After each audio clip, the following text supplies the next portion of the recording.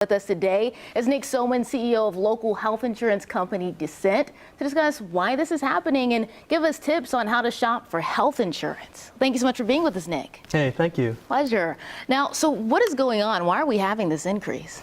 Okay, so there's a really good question of why prices are going up. And they're going up across the board in America, in part because we are getting more services. Those services are getting more expensive.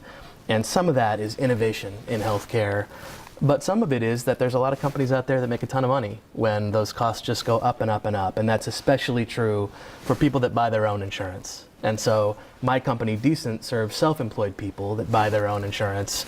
And those folks have been seeing their premiums go up tremendously. And part of that is because the insurance game is best for folks that work for big companies, that have buying power, that have the ability to go and do, high-level negotiations. And just like they are in a lot of other contexts, the people that are sort of out on their own, they sometimes get a raw deal. And so those people in particular have seen their premiums go up a tremendous amount year after year. I mean, what can the average person do about that? Anything? Yeah, they can do some things. So if you're working for a large employer, you may already be somewhat well taken care of, although something that I'd remember is if you're getting a subsidy on your care, even through a large employer, that is money that could be going into your salary instead. So I think healthcare is a national issue, and a lot of the folks are talking about this even with the upcoming elections on both sides. What you can do if you're self-employed and you're in the Austin area, and that could be a self-employed freelancer, a sole proprietor, 1099 contractor. We're here to help you at Decent.com. We are located in Austin, and we have plans that are the most affordable comprehensive plans on the market for these folks if you don't qualify for a big government subsidy, often up to 50% lower than market-based options. And so there are some solutions that are starting to appear, and Decent is one of those solutions. Hopefully the situation will get better over time. Right, I mean, solutions, that's what we need right now. Specifically about open enrollment, it's going to be starting on Friday. So what are some key questions people should ask, when picking a plan?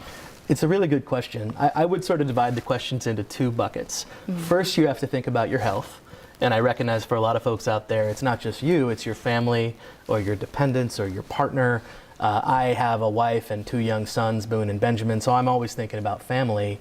And you have to think about, does anybody in my family have pre-existing conditions? Are we sick? Have we had issues in the past? Is there certain types of coverage that we need? Are there certain type of doctors that are in network?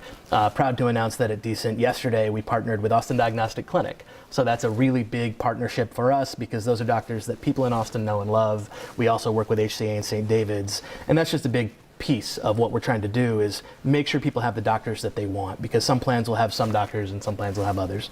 And that's really on the health side. On the finances side, you have to think about how much can I afford to pay every month, and realize that there's a trade-off between something called your monthly premium, which is how much you pay every month, and then what's called the deductible. And some people have heard of this. That's the amount you need to spend before your health insurance really kicks in.